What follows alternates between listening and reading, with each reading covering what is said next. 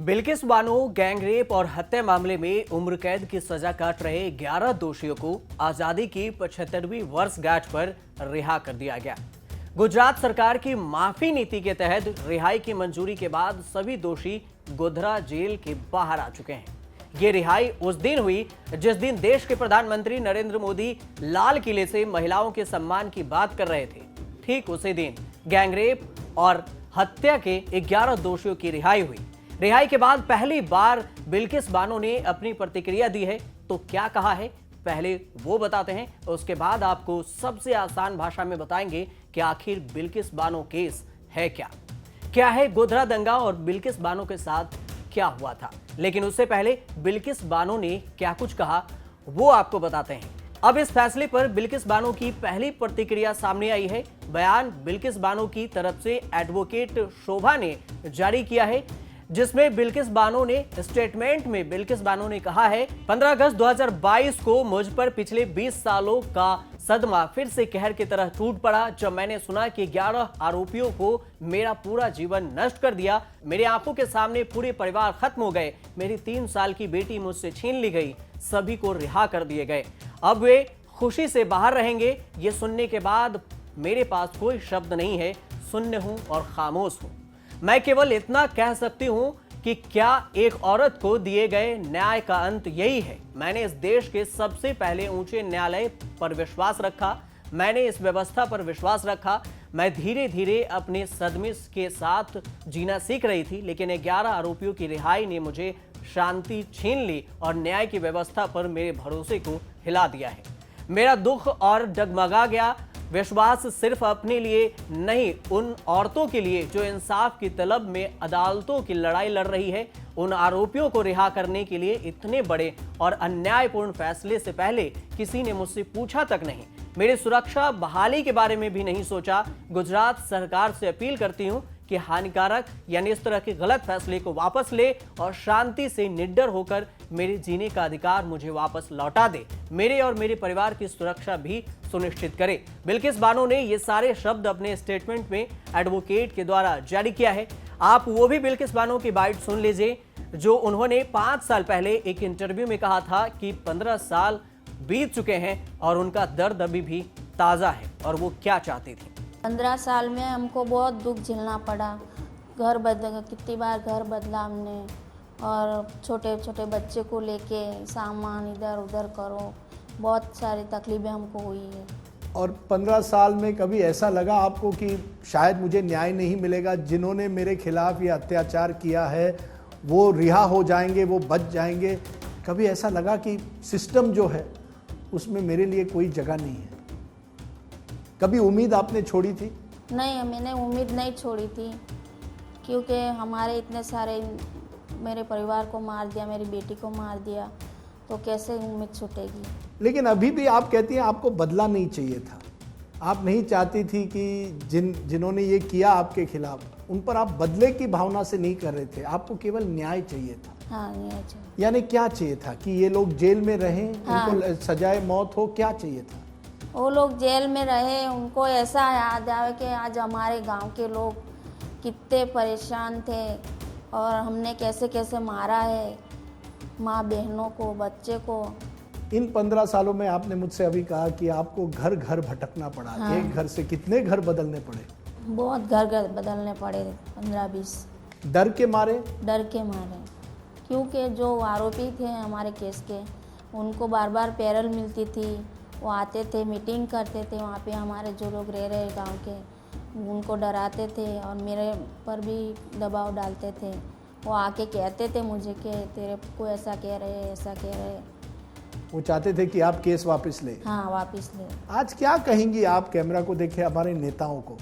क्योंकि हमारे बड़े बड़े नेता बड़े भाषण करते हैं, कहते हैं सबका साथ सबका विकास होगा। बिल्किस बानो आज क्या कहना चाहेंगी आप नेताओं को? क्या चाहेंगी आप इस देश में, क्या चाहेंगी? इस देश में हमारे साथ जो हुआ है वो कभी हम इस देश में नहीं होना चाहिए और किसी के साथ भी नहीं होना चाहिए। बस यही प्रार्थना आप करती है कि किसी और के साथ ये होना नहीं चाहिए। और जिसके साथ हुआ है उसको इंसाफ मिलना चाहिए। आपको कभी किसी के खिलाफ दुश्मनी तो नहीं है आज? नहीं है मेरे को कोई दुश्मन। कोई दुश्मन आप नहीं? बिल्किस बानो से पहले दोषियों की रिहाई पर बिल्किस के पति याकूब रसूल पटेल ने भी कहा था कि अब माहौल बहुत खराब है, हम सब फैसले से दुखी हैं, हम पहले से भी ज्यादा डर के जी रहे हैं, लेकिन अब दोषी जेल से बाहर आ गए हैं और इसके बाद डर और भी बढ़ गया है। याकूब की भी बाइट सुनिए कि उन्होंने क्या कुछ कहा था। देखो, अभी गुजरात सरकार ने उनको रिहा कर दिया है। सबसे पहले बात तो करना चाहता हूँ मैं कि इन लोगों ने हमको कुछ मालूम नहीं है, सबसे बड़ी चीज़ है, क्योंकि अभी तक हमको कुछ मालूम नहीं था कि क्या हुआ। कल मीडिया के माध्यम से पता चला कि भाई इन लोगों को छोड़ दिया है।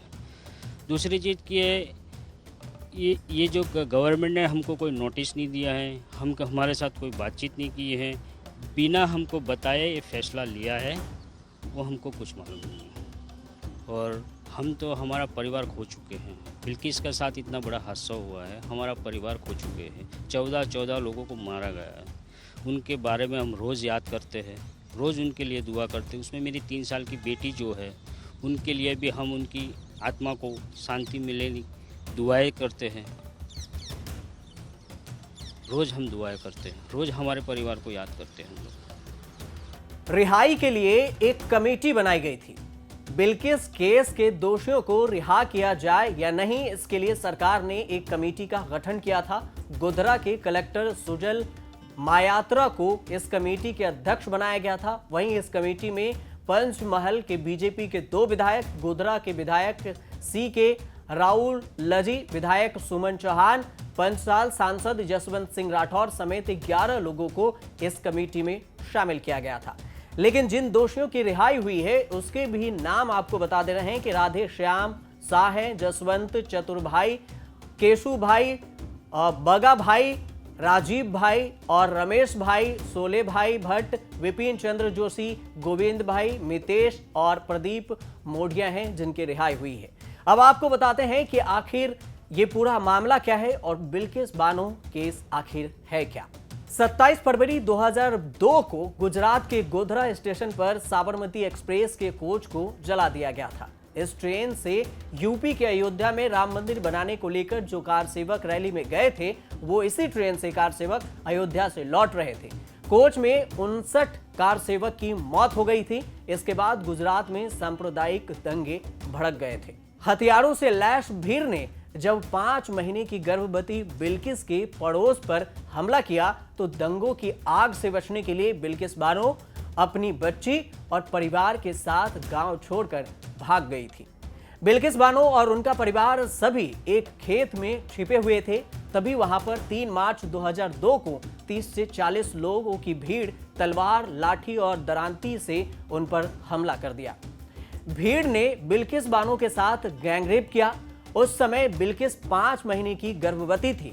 इतना ही नहीं, उनके परिवार के 7 सदस्यों की हत्या भी कर दी गई। बाकी 6 सदस्य वहां से किसी तरह भाग गए। मुख्य आरोपी ने उनकी नवजात बेटी को पत्थर से कुचलकर मार डाला। दंगाइयों को लगा कि बिल्किस मर गई है तो वहां से वो भाग निकले, लेकिन बिल्किस बच गई थी।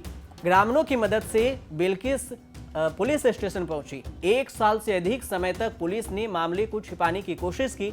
सार्वजनिक हंगामे के बाद, विरोध प्रदर्शन के बाद दोषियों को 2004 में गिरफ्तार किया गया। 2008 में सीबीआई की विशेष अदालत ने कुछ आरोपियों को सामूहिक बलात्कार, हत्या और एक गर्भवती महिला से बलात्कार की साजिश के लिए आजीवन कारावास की सजा सुनाई, यानी उम्र कैद की सजा सुनाई गई थी।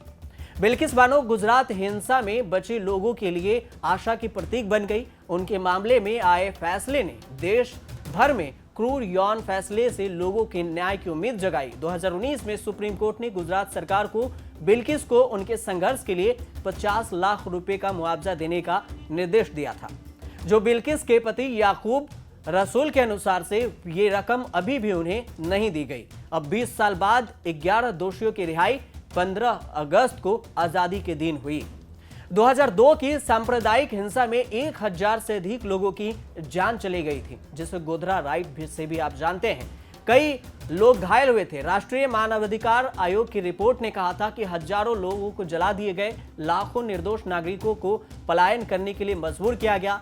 लोग राहत शिविर में शरण लेने को मजबूर हुए। भीड़ के हमले और हत्याएं तब भी जारी रही जब गांवों और शहरों में करीब 10 महीने तक कर्फ्यू लगा रहा था, तब भी हत्याएं हो रही थी। राहत शिविरों में रहने वालों के लिए भोजन, राशन और दवाओं की भी कमी थी।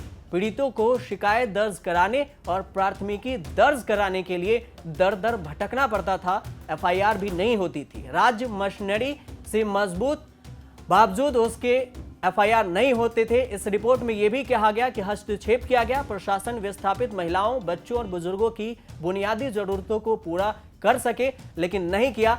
विस्थापितों को राहत और सहायता प्रदान करने के लिए सिविल सोसाइटी और स्वयं सेवक समूह, सामाजिक कार्यकर्ता इसमें आगे आए।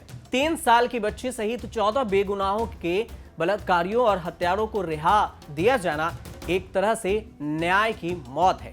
विडंबना यह है कि ऐसा तब हुआ जब प्रधानमंत्री ने उसी दिन लाल किले की प्राचीर से नारी शक्ति और महिलाओं की गरिमा को बनाए रखने का आह्वान किया था। ऐसा लगता है कि उनकी बातें अपने ही राज्य गुजरात में नहीं सुनी गई।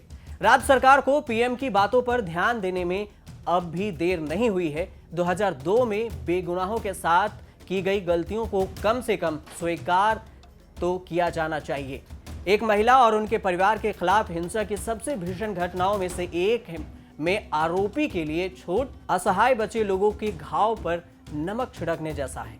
आप देखते रहिए न्यूज़ तक।